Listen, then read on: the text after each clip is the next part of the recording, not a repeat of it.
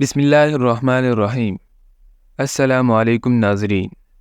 شاہد افریدی کی بیٹی کا نکاح اور ہمارے لیے سبق۔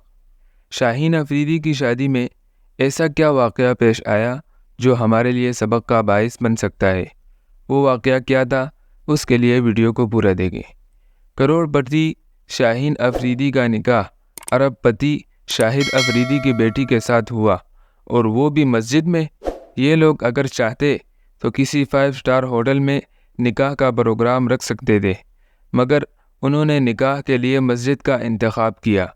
ان امیر گھرانوں کی ناک نہیں کٹی مسجد میں نکاح کرانے سے، لیکن ہمارے غریب قرض اٹھا کر شادی کرنے والے صرف ناک اونچی کرنے کے چکر میں مہنگی شادیاں کرتے ہیں اور مہنگے کلب بک کرواتے ہیں۔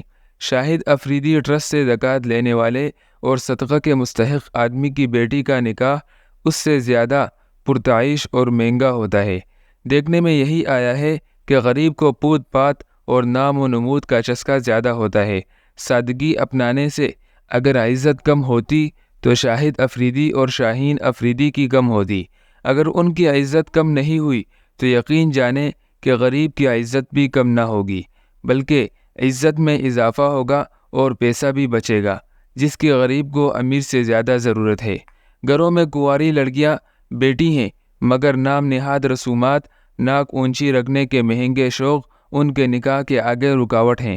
جیسے ذات سے باہر شادی نہیں کرتے، ایسے اوقات سے باہر بھی شادی نہیں کرنی چاہیے۔ شریعت مطہرہ نے شادی کے مرحلے کو سادگی سے اور فضول خرچی سے بچتے ہوئے سر انجام دینے کا حکم دیا ہے، اور قرآن کریم میں اسراف سے ممانعت آئی ہے، اور بے جا فضول خرچی کرنے والوں کو شیاطین کا بھائی قرار دیا ہے۔ اور آج کل جو ہمارے معاشرے میں طرح طرح کی فضول رسوم و رواج پائے جاتے ہیں، جن پر لاکھوں روپے فضول خرچ کر دیے جاتے ہیں، یہ کسی طرح بھی درست نہیں ہے، اور انہی فضول رسوم و رواج کی وجہ سے کتنے غریب ماں باپ اپنے بچوں اور بچیوں کی شادیاں کرنے سے قاصر ہیں، اور انہی کاموں کے پورا کرنے کے لیے قرضے لیتے ہیں، اور اسی کی ادائیگی میں پوری زندگیاں گزر جاتی ہیں، جو کہ کسی بھی طرح درست نہیں ہے۔ ان تمام رسوم و رواجات کو ترک کرنا لازم اور ضروری ہے۔ نبی اکرم صلی اللہ علیہ وسلم کا فرمان ہے، سب سے بابرکت نکاح وہ ہے جس میں خرچہ سب سے کم ہو۔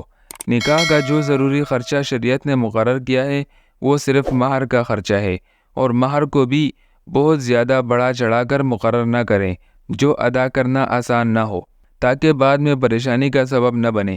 باقی اگر ولیمہ کی استطاعت ہو تو مناسب ولیمہ کرنا بھی سنت ہے، لہٰذا آپ کو چاہیے کہ بغیر کسی اسراف کے سادگی کے ساتھ نکاح کر لیں، اور صرف اس وجہ سے کہ شادی کرنے کے لیے بہت سارے پیسے جمع کرنے ہیں اور ان کا انتظام کرنا ہے تو شادی میں تاخیر نہ کریں، اور اگر استطاعت ہو تو مناسب طور پر مسنون ولیمہ کر لیں۔ قرآن کریم میں ہے وَلَا تُسْرِفُوا إِنَّهُ لَا يُحِبُّ الْمُسْرِفِينَ، یعنی اسراف نہ کرو، بے شک اللہ تعالیٰ اسراف کرنے والوں کو پسند نہیں کرتا۔ ان المبذرین کانوا اخوان الشیاطین، بے شک فضول خرچ کرنے والے شیطان کے بھائی ہیں، لہٰذا ہمیں چاہیے کہ سادگی سے اپنا نکاح کیا کریں۔ رب تعالیٰ ہمیں عمل کرنے کی توفیق عطا فرمائے، آمین۔